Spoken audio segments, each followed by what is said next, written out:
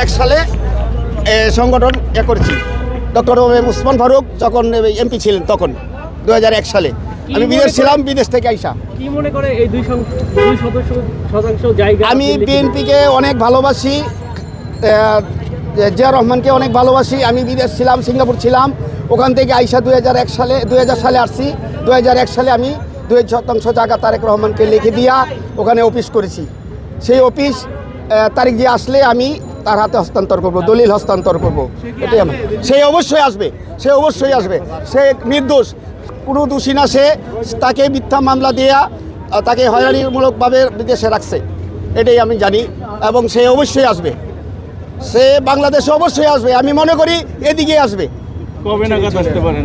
মনে হয় এই মাসে আসতে পারে, ডিসেম্বরে আসতে পারে। তার কাছে একটা আইনি বাধা আছে, এটা কি সত্যি? জি জি, এটা আমরা শুনতে পাইতেছি। এই আইনি বাধা ফিরে রাখতে পারবেন ইনশাল্লাহ, আল্লাহর রহমতে।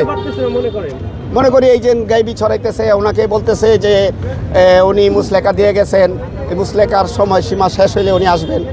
মনে করি মুসলেকাগুলি কোনো কাজের নয়, এগুলি শুধু বানোয়াট। উনি আসবেন ইনশাল্লাহ।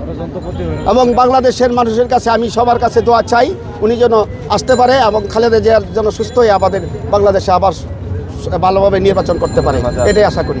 এই এতদিন ধরে বেগম খালেদা জিয়া শারীরিক অসুস্থতায় হসপিটালে রয়েছে, আপনার ভিতরে অনুভূতিটা কেমন? অনুভূতিটা খুবই খারাপ ছিল। আমাদের দেশে গ্রামে অঞ্চলে আমি সবার কাছে দোয়া চাই এবং মসজিদে মসজিদে আমি দোয়া পড়ায় দিছি যেন ওনাকে সুস্থ করে দেন।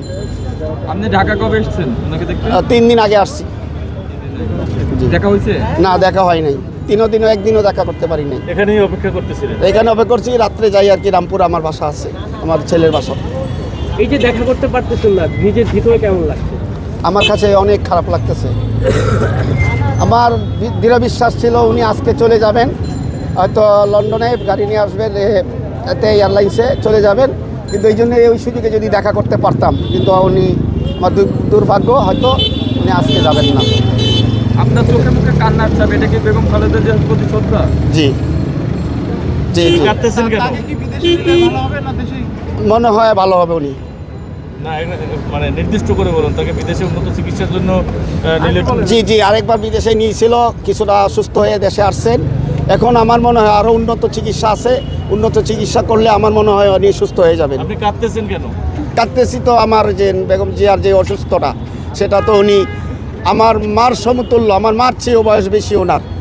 কিন্তু এই জন্যই কাঁদতেছি, উনি যেন আবার দেশে আমাদের মাঝে ফিরে আসেন, এটাই আর কি। এটা কি দোয়ার কান্না? দোয়ার কান্না।